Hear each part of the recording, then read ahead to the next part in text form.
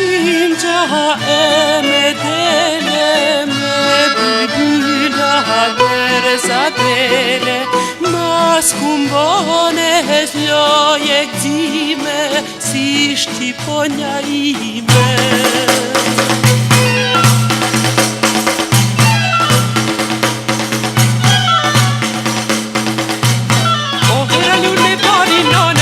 Oh, veli shoqet lozimo, nani nani, oh, lule bar po qeshe to, nani nani, oh, fushangas po peshe to, nani nani, oh, dridhet moliqka u po, oh, limbareshat në zhullo, oh, dridhet moliqka u po, oh, limbareshat në zhullo, oh, hera lun me bari no, nani nani, oh, veli shoqet lozimo, nani nani, oh, lule bar po qeshe no, nani nani, oh, fushangas po peshe to, nani nani, oh, dridhet moliqka u po, oh, limbareshat në zhullo, oh, dridhet moliqka u po, oh, limbareshat në zhullo.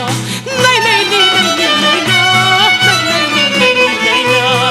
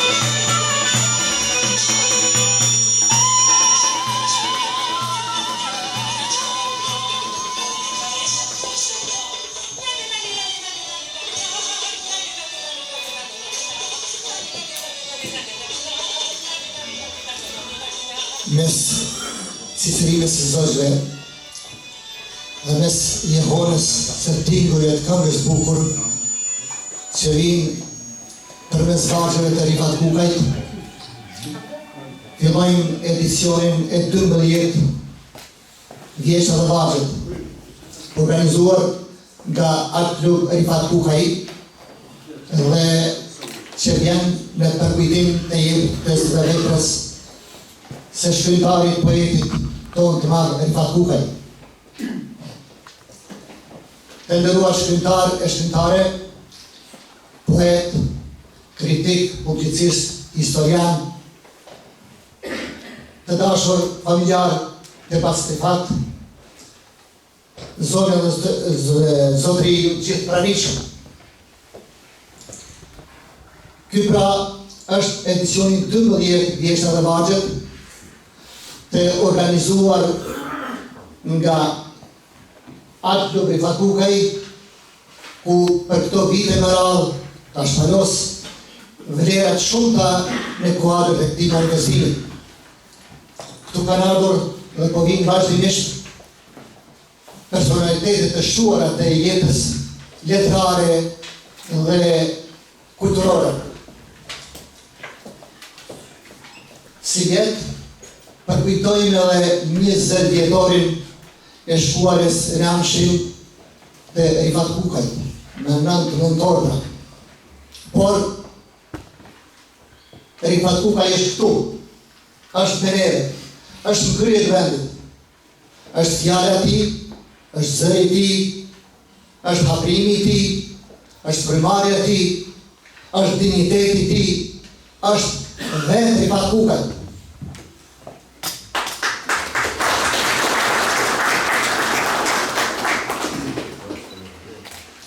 Për fillim, lejoni të thras i se tablimin kryetar i atë klub Rifat Kukaj.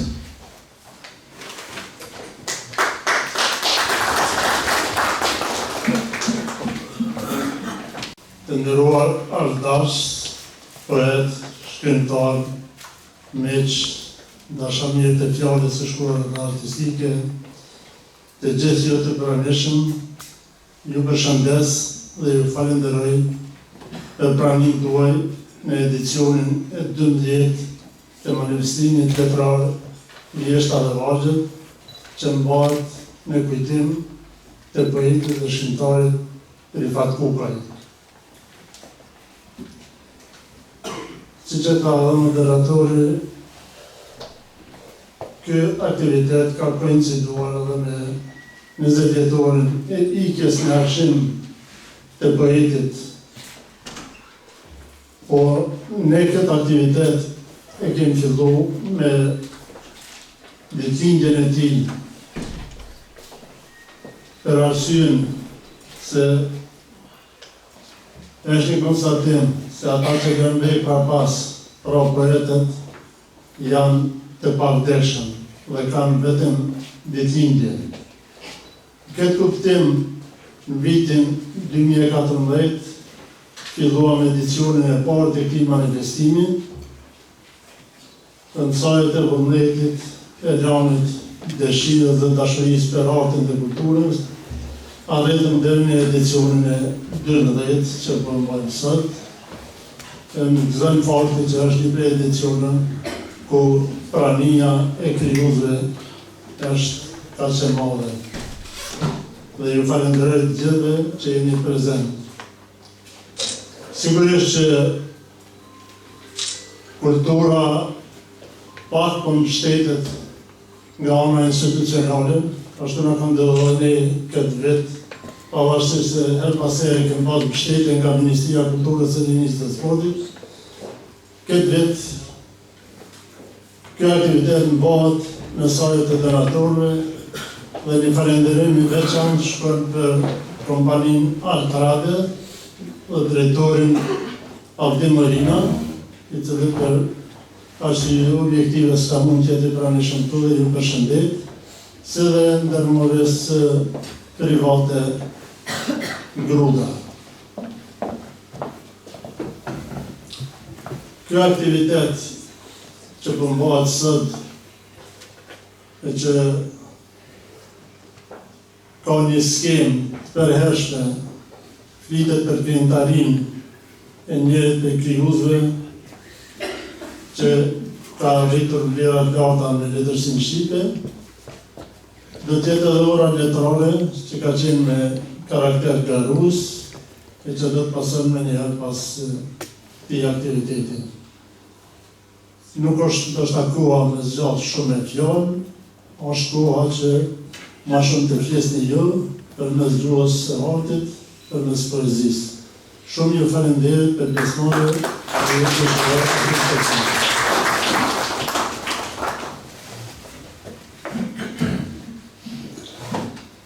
Faleminderit kryetar.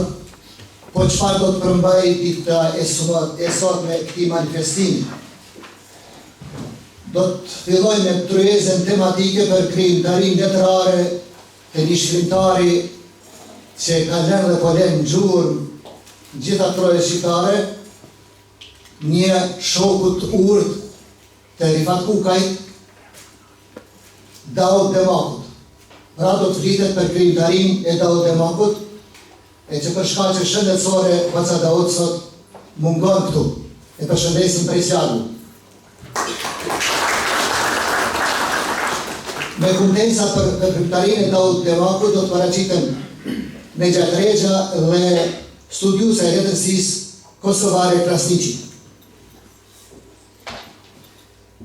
Pastaj në pjesën e dytë do të vazhdojmë me orën e madhe poetike Rifat Kukaj, ku do të lexojmë poezitë dhe krijimet e tyre të gjithë ata që janë paraqitur në këtë konkurs.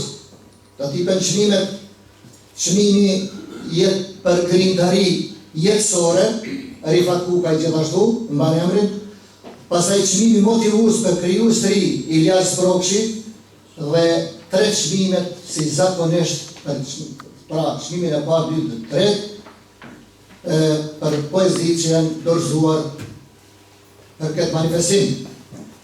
Natyrisht është krijuar në një uri e nderuar në përbërje Emin Emini, Bedri Tahiri dhe Jusuf Hoxha. Tashmë ata që do të lexojnë kumtesat e tyre për krijimtarinë e Daud Demakut janë vendosur dhe janë ulur këtu pranë. E ftoj Nexha Tregjen ta merr fjalën.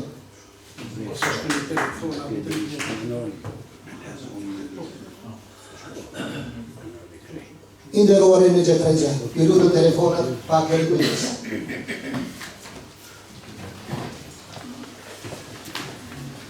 Përshëndetje të dashur miq të adhurues të fjalës së bukur artistike. Me izetin kështu të nga bjerë pak nga dana në Marala me drenasin, kështu që jemi ashtë të smas të shumë aktivitetet dhe kombile mirë që komunikojnë kështë shteshëm. Kur më thaj zeti me shkru për Daud Demakun, të ashim i pabrën 100 herë me Daudin e librat i kemi lexuar krejt, po me shkru pak më ndryshe, me gjithë atë mirë u bërë që njeri e rikthehet një krijimtari veprave të cilat janë shkruar në një kohë që i ke takuar aty kohës sot. Dhe unë jam dalë vetëm te një premtierje të tregimeve, edhe pse ka shumë vepra të tjera. Unë kam shkruar për premtierjen e tregimeve Gora Lesnik Hut, që është botuar vitin 1979. Dhe kam titulluar punimin tim kështu: Fjala si instrument i matjeve kohore.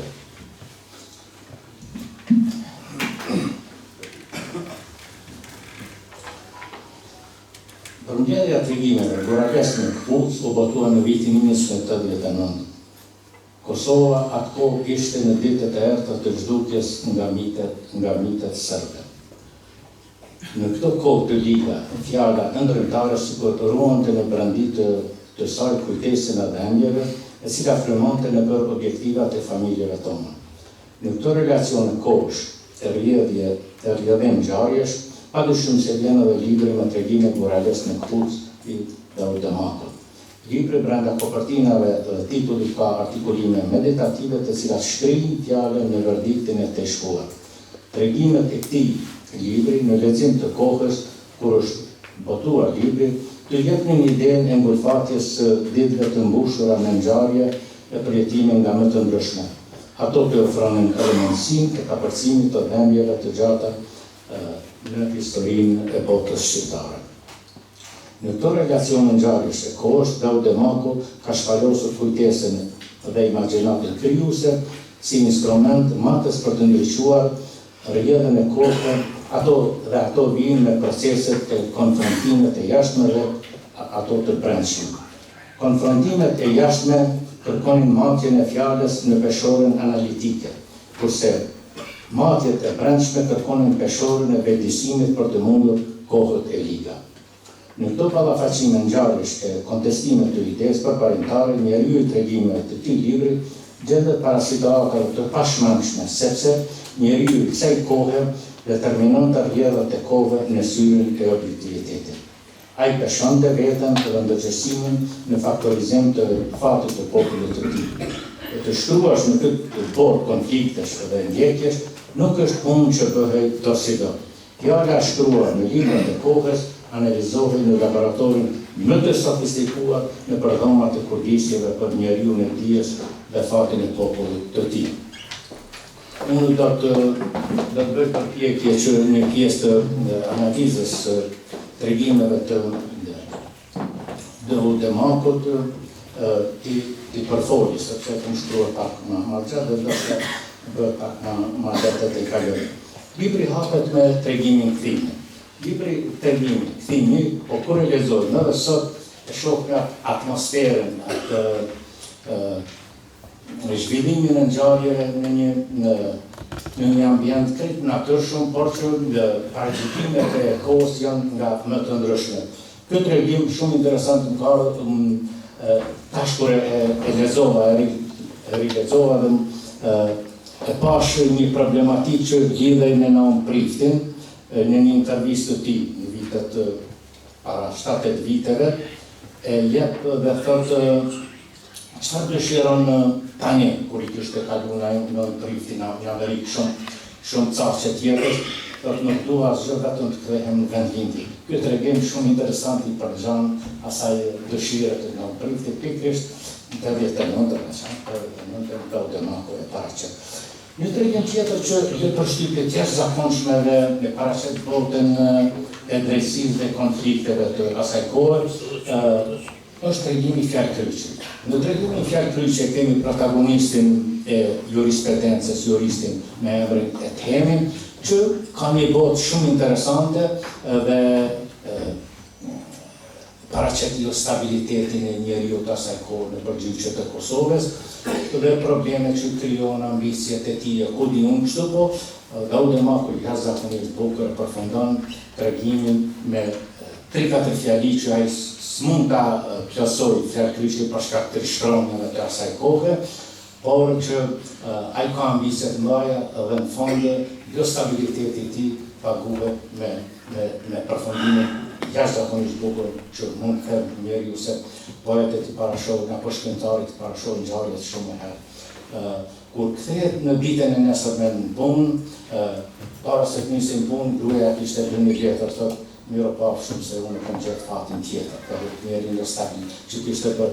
Edhe kur shkon në vendin e punës, po ti thotë ordoni këtë letër, e keni nga. Edhe vjetë hoqë për jashtim nga krejt kjo tregon jo stabilitetin në njeriu që ka pas konfrontime me veten dhe me drejtsinë e kohës. Tregimi Goralesnik Kut, që është edhe titulli I librit, është njëri ndër tregimet në antologjitë që mund të për kohën krushkër. Tregimi ka 3 pamje. Këto 3 pamje t'japin aktualitetin e ngjarjeve të asaj kohe në mënyrë shumë objektive, shumë reale dhe paraqet krejt një mendësinë e popullit dhe karakterin e njerëzve të asaj kohe. Tregimi I Goralesnik Kut krejt zhvillohet ngjarja përmes një personazhi Seferi, I cili ishte një shkollar, por nuk ishte ndër shkollarët e mirë, dikun ka mesi apo ka fundi. Dhe në mënyrë imaginative, autori përshkruan gjendjen reale, do thotë fazën e parë të viteve 70-ta dhe 80-ta të shkollimit të gjeneratave të reja, dhe si doli të krijohet një vetësim. Autori shkruan një rast kur për shkak të ndryshimit të gjendjes politike, vetësimit të masave të gjëra, edhe pleshtë e fshatit e prishin edhe kanonin, sepse kur vinë shkollarët nga qyteti, ata nuk e respektojnë ata në kanonore me ullë në një vend një plak, në thotë, po këtu dhe të ullën ka autori jashtëzakonisht bukur, që po e citoj. Ta shkolla vinin këta të rinë nga shkolla, pozita të larta, veç pleshtë të thyrën nenën e partë të kanonit. Kur hynën të rinjt në kull, pleshtë ngrihishin në këmbë, hynën nga të rinjë në balë të Oxhakut. Ishte një respekt shumë I madh. Po çfarë ndodh në jetën e asaj kohe? Në jetën e asaj kohe ndodh se kjo mikpritje apo ky vetbesim dhe ky ndryshim I rrjedhave politike të kohës sikur ndryshon përmes personazhit Seferi. Personazhi Seferi është një shkolluar I cili nuk ka aftësi të mëdha të komunikojë me kohën. por Daudemaku ja jep ngjyrën e kohës dhe realitetin e viteve të 80-ta që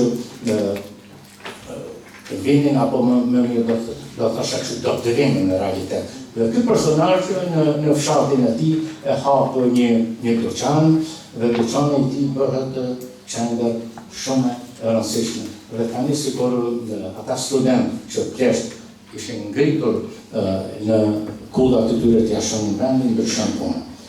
Seferi, protagonisti i tregimit, ka arritur të bëhet personalitet, po citoj si shkruan Daudemaku. Hajt e shtëpia Seferit një mend u bë qendër e Katundit. Aty rëndom çdo ditë kthenin milicët për patrullat e milicisë. Ky vend ishte si i menduar prej dyqanit, tërë datën e kishin në dorë. Shihej kush hynte e kush dilte, kush shkonte, çka flitej, çka blente, pse blente, pastaj aty dëgjohej për çdo gjë. Korrektja për zhvillimin e ngjarjeve të kohës sikur ishte bërë domosdoshme, sepse dyqani i Seferit u bë qendër kryesore e informimit për të ndodhurat e ditëve të asaj kohe. Po citoj, po nuk u ktheve në dyqanin e Seferit, ishe i dënuar të mbetesh i pa informuar.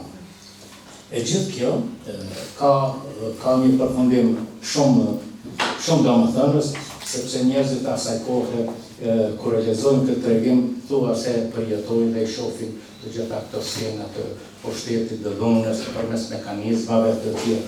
Edhe është interesante si ka mundur ky tregim të shpëtoj kohës, po mënyra rrëfimit dhe karakteristika të tjera të japin atë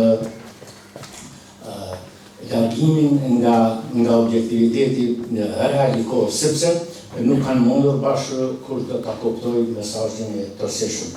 Kështu që Seferi si protagonist real me përditshmëri ishte vetë realiteti i atyre kohë.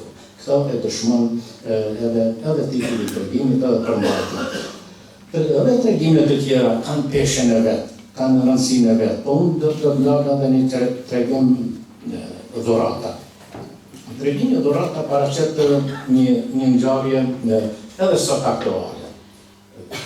Edhe sot aktualiteti tonë që përshtypjet e njerëzve, faktikisht në tregimin dhurata ka të bëjë me mësuesin tam dhe me kryetarin e komunës të asaj kohe, i cili kishte një pozitë lartë dhe paraqet objektivitetin e disa rrethanave, por që në këtë kontekst Daudemaku i jep atë vijen më ndriçuese të kohës, sepse parësi nuk ka diçka tjetër që mund të bëjë. Dhe shumë interesant në këtë tregim komunikon edhe me një mesazh që ka nxjerrur në dikon nga tjetër fund.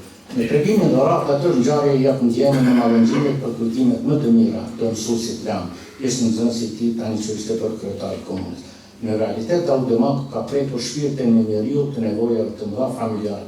Ky tregim qason me Albert Camus, i cili kur e merr çmimin Nobel atë ditë ja japi lajmin se ka marrë atë punën e parë që bën atë ditë, i shkruan letër mësuesit të tij, po citoj. Pa ty, pa dorë të dashur që zgjashte fëmijës së vogël të varfër që isha, pa mësimin dhe shembullin tënd, asgjë nga të gjitha këto nuk do të kishte ndodhur.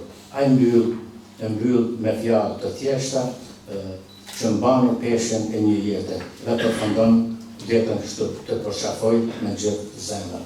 Edhe Daudemaku në tregimin dhurata do thotë e përfundon krejt ngjarjen në këtë mënyrë. Ndërsa Daudemaku në takimin me kryetarin e përmbyll kështu. Kur të kryhet shkolla e re, shiritin e përurimit, dora jote do ta pres mësuesi tam. Mësuesi tam buzëqeq. Kryetari ja vuri dorën mbi supe dhe përsoti deri te dera. Krejt kjo të jep karakteristikat e njerëzve të një kohe, sepse ku prek dora e diturisë është ardhmja e një populli.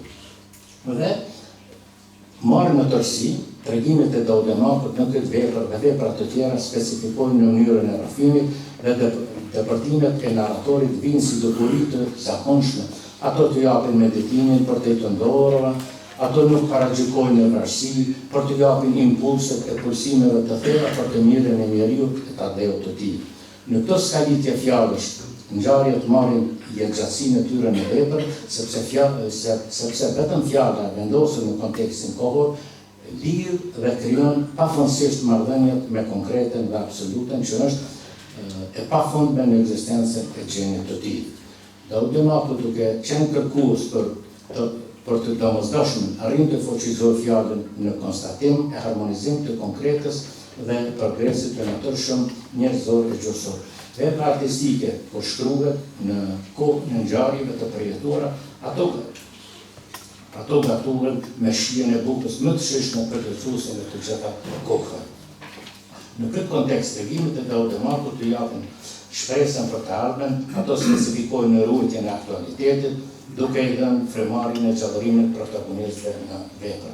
E veçanta e tregimeve të këtij filmi është se autori përkundër situatës së komplikuar politike të kohës e kemi parasysh kur është shkruar dhe botuar libri, ai nuk i sjell lexuesit sentimentalizëm, por përkundrazi e inkurajon atë për të dalë nga skenat e rënda të atyre viteve. Vepra në mbështetimin e tërësishëm të qëllimit ka artikulimin e përfaqësueshmërisë në qartësi të unifikimit gjuhësor, duke i dhënë ngjarjeve kuptimsinë e pranueshme të imagjinatës dhe të bashkëveprimit në referim të motivim të ngjarjeve. Tregimet afirmojnë në vërejtim të përgjithshëm, si dhe përmbushin konfiguracionin e kënaqshëm brenda tekstit, gjithnjë duke ruajtur imazhet e parashikimit për të ardhmen e vendit dhe fatin e njeriut të tij në afirmim të identitetit kombëtar. Unë ju falenderit për të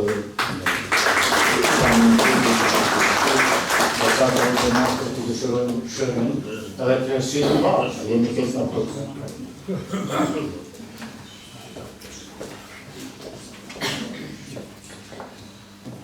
E falenderojmë kritikun e Gjatë Rexhat për kumtesën për librin e tregimeve Kurralës në Kpuc. Nëse në vazhdim për romanin Modet të Thaka, do të na flas doktor Kosovare Krasniqi.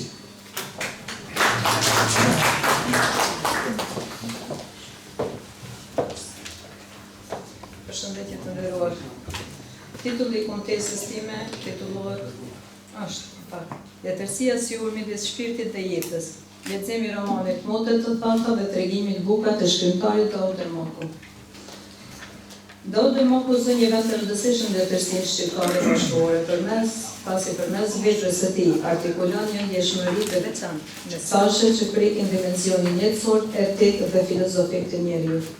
Shkrimtaria e tij përfshin romane, tregime, ese dhe libra motivues, ku trajton tema që lidhen me jetën, dashurinë, punën, njeriun dhe kërkimin e lumturisë së brendshme.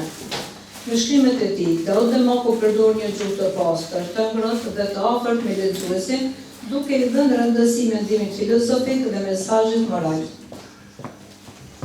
Realiteti i rënd i kohës bë gjurmë të thella tek shkrimtarët në veprat e tyre. Andaj në letërsinë shqipe është krijuar një literaturë që është e mbushur me dhimbje, ankth, por edhe shpresë për ndryshim. Shkrimtarët shqiptar në krijtarinë e tyre jo pak herë flasin nga përvoja e tyre drejt për drejt, sepse janë dëshmitar të vuajtjeve kolektive.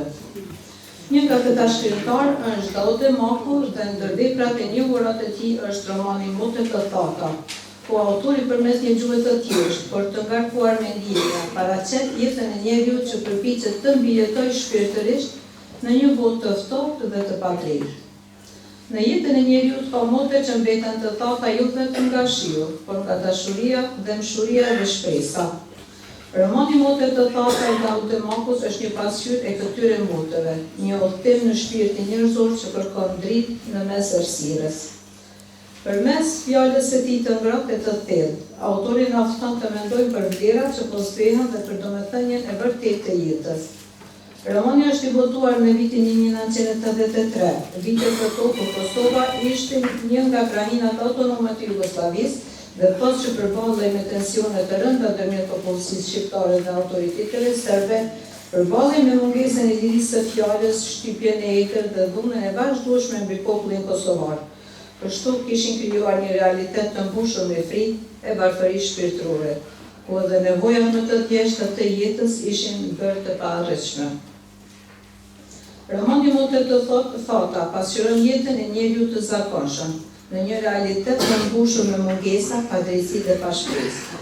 Fatësia që përmendet në titull nuk është vetëm ajo e natyrës, përpara se gjithashtu autori paraqet një fatësi shpirtërore, mungesë dashurie, mirëkuptimi, drejtësia e ndjenje njerëzore. Romani flet për nevojën e njeriu të mos dorëzohet përballë vështirësive. Daute Mako tregon se njeriu që duron dhe beson në të mirën, fiton në fund.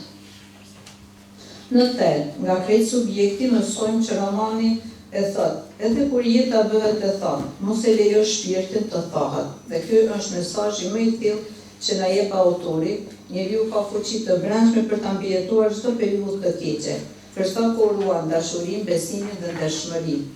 Nga se në çdo më të thatë njeriu mund të gjejë brenda vetes dashurinë, shpresën dhe forcën për të ecur përpara. Një aspekt tjetër që më tërbuqi vëmendjen në krijimtarinë e Daute Makut është aftësia e autorit për të ndërthurur dimensionin moral të atë filozofik, duke bërë veprën e tij një reflektim të thellë mbi qenien njerëzore. Kaloj tani tek një tregim tjetër, tregimi Buka. Tregim ky botuar brenda librit të titulluar Po ashtu Buka. Ky tregim është i ndërtuar mbi një situatë jetësore të përditshme, por e ngritur në nivel universal përmes simbolit të bukës, e cila përfaqëson jetën, dinjitetin. Si në romanin Motet të Thata, ashtu edhe në tregimin, njeriu vendoset në qendër të dramës ekzistenciale me së mirës dhe së keqes, mungesës dhe kërkimit shpirtëror. Titulli i tregimit Buka është i thjeshtë, por është shumë domethënës. Në tregimin Buka, autori nuk e paraqet bukën vetëm si ushqim fizik, por si simbol jetese, shpresë dhe mbijetese. Subjekti i tregimit Buka trajton luftën e njeriut për mbijetesë, dinjitetin përballë varfërisë dhe bukurinë e shpirtit njerëzor që qëndron i pastër edhe në kushte të vështira. Buka bëhet një metaforë e jetës, ajo që e mban njeriun gjallë dhe jo vetëm fizikisht, por edhe shpirtërisht. Ngjarja zhvillohet në një mjedis rural, ku përpjekjet për të siguruar bukën e përditshme shndrohen në luftë për mbijetesë. Në qendër të tregimit qëndron simboli i bukës, i cili nuk përfaqëson vetëm ushqimin trupor, por edhe ushqimin shpirtëror, besimin, dashurinë dhe qëndresën. Një nga skenat më domethënëse është ajo ku personazhet përpiqen të shpëtojnë palën e plagosur, ndërkohë që përgatisin mielin për bukë. Kjo paralel mes jetës dhe vdekjes, mes punës dhe dhimbjes, krijon një tension emocional që shfaq humanizmin e thellë të njerëzit. Ky tregim është i ndërtuar mbi një situatë jetësore të përditshme, por i ngritur në nivel universal, e cila përfaqëson jetën, dinjitetin dhe dashurinë njerëzore. Përfundim. Në roman, por edhe në tregimin Buka, dihen edhe temat e vuajtjes sociale dhe shtypjes morale, që përkojnë me realitetin e Kosovës së kohës. Autori i përjetëson këto në mënyrë filozofike, duke i kthyer në një reflektim universal mbi drejtësinë dhe njeriun. Autori në krijimtarinë e tij përdor shumë simbolika nga natyra. Moti, shiu, fatësia, drita, toka, që shërben si pasqyrim i gjendjes shpirtërore të personazheve. Në tërësi, krijimtaria e Daute Makut mbetet një thjetje për vetëdije, për reflektim dhe për ndërtimin e një bote më të drejtë dhe më të ndjeshme. Ai nuk është vetëm shkrimtar, por edhe një udhërrofyes shpirtëror, që përmes fjalës përpiqet të drejtojë rrugën e lexuesit drejt vetkuptimit dhe lumturisë. Ju falenderoj për vëmendjen.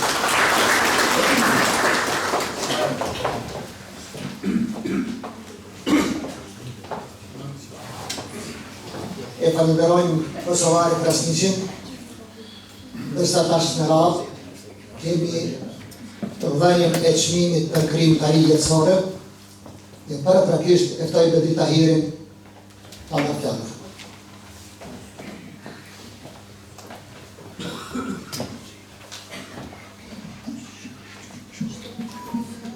Të nderuar nderuar krijues, nga familjet e fjalës së bukur shqipe, të respektuar të pranishëm. Të flasësh për njeriu të madh, nga shtohet, nga bija, nga vepra, është privilegj dhe përgjegjësi. Mirë po, besoj se ekzoj një përparësi, nga se që kur e kom njohur Dautin me ka thujtur pozitiv. Ky shkrimtar, redaktor, ligjërues i midiseta njeri i mirë është Daud Dëmoku. Daud Dëmoku lind me 13 tetor 1944 në Albrit e Epërve. Mësimet e para i morën në vendindje në Likovës, të mesmet në Prishtinë, ku kreu shkollën e lartë pedagogjike, dega e gjuhës dhe letërsi shqipe. 4 vite ishte kryeredaktor i gazetës Studente Bota e Re, pastaj gazetar redaktor në revistën Shkendia në Bujk, ku redaktor prezes në librin bujqësor, drejtor në redaksinë e Bokim dhe Rilindja, dhe një mandat ishte kryetari i Lidhjes së Studentëve të Kosovës. Në fillim, nisi të shkruaj poezi e më vonë proza për të rritur për fëmijë. Vjeshtën e parë ka botuar në vitin 1963 në revistën Letrare i Jetë e Re. Kryesisht shkruan tregime, novela, romane. Është themelues i qendrës së mendimit pozitiv dhe ligjërues i lëndës arti i mendimit pozitiv. Meqense veprat e tij janë të shumta, më bëj përmend vetëm disa. Brizet e thata, disa të kuq, kapitulli jete, buka, motët të thata, trafik pa gjemba, tregime shqiptare dhe mendimi pozitiv e tjera. Pra, Daud Dëmoku është një figurë shumë dimensionale, se si çdo populli me fjalë nuk mund ta përfekojë. Shkrimtar, redaktor, motivues, ligjërues. Nga veprat e tij, të përkthyera në shumë gjuhë, konvertuar 2 karakteristika kryesore të shkrimit dhe qasjes së tij. E para, pozitiviteti dhe optimizmi. Një tendencë për të nxitur njerëzit të shohin anën e mirë, të besojnë te vetë dhe të mos rrezohen pa vështirësi. Dhe 2, thjeshtësia, që është madhështi. Stili i tij është i thjeshtë, por i thellë në kuptim, me një gjuhë që zënon të komunikojë me secilin, edhe me njerëzit të zakonshëm, duke dhënë porosi të drejtë për drejta. Daud Dëmoku është një figurë thelbësore për kulturën letrare morale shqiptare të Kosovës dhe Mezhar. Ai sjell në dimension të rëndësishëm qëndrimin e shpresës, vetdijes personale, përmirësimit shpirtëror dhe moral. Për shumë njerëz, ai mund të jetë një udhëheqës shpirtëror e një motivues shqetësor. Daud Dëmoku në veprën e tij në të njohur mendimin pozitiv thekson rëndësinë e modës që ka mënyra se si mendojmë për jetën tonë, për vetën dhe për botën përreth. Ai solli një frymë të re në shoqërinë shqiptare.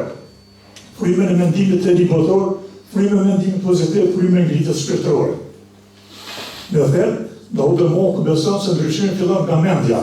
Nëse ndryshojmë mendjen, ndryshojmë çdo gjë. Dhe pikërisht nisur nga kjo edhe fjalën time e kam titulluar Ndryshimi fillon nga mendja. Andaj besoj se e meriton çmimin jetësor që ai e ka dhënë Rifat Kukaj, urime, përgëzime, shëndet dhe mbarësi i nderuarit Daud Dëmoku.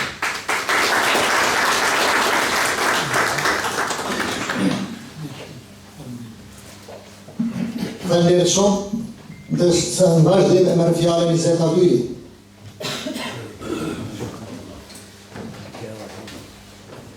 Nga njëherë, nderoj kumtuesit për veprat të Daud Dëmokut. Prapë ndjej që çfarë gjë nuk është në mesin tonë, por kam obligim të bëj një shpjegim. Kur ja komunikuam vendimin e kryesisë për ndarjen e çmimit, ai e priti me një ngazdim veçantë, por e keqja ishte se ai ishte për kurim në Belgjik. U të akordu me të që të paktën na dërgoj një përshëndetje përmes një vleterin që zini. Dhe pasi ma dha premtimin, pas 2 dite me thirrje, dhe me tregoj që ka pasur një sënë diabete dhe nuk mund ta në fakt me shkruti, se ju që në thirrje se s'kishte mundësi të thras, me shkruti që ka pasur një sënë diabete dhe s'mund të jeti pranishëm. Megjithatë, përmes veprës tij, ai është i pranishëm mesin tonë. Ai ishte një mik i ngushtë i poetit Rifat Kukaj, dhe Rifat Kukaj e kemi mesin tonë, i kemi 2 djemtë të tij, Sheremetin dhe Mixhenin, po dhe nipin e tyre, që dhe t'i përshëndesëm, dhe tash Mixhenin do t'a ktheja në mënyrë simbolike dhe pranoj këtë çmim.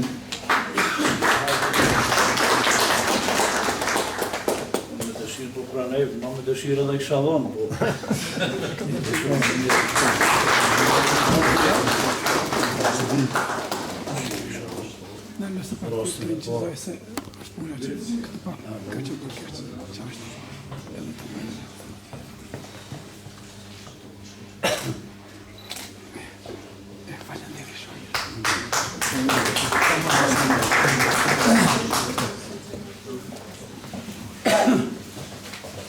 Urime për shënimin Bacdaut, ju urojmë shërim të shpejt, shërim të plot, ju urojmë kthim në manifestimin e ardhshëm apo edhe në manifestime tjera.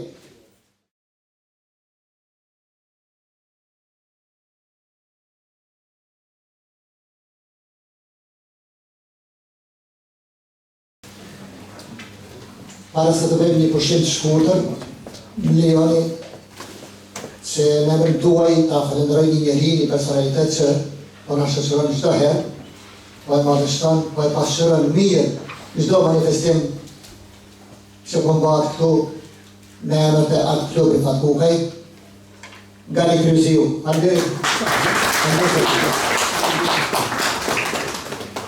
Tash ftoj që 5-10 minuta pushojmë pakës dhe kthehemi në orën e madhe letrare.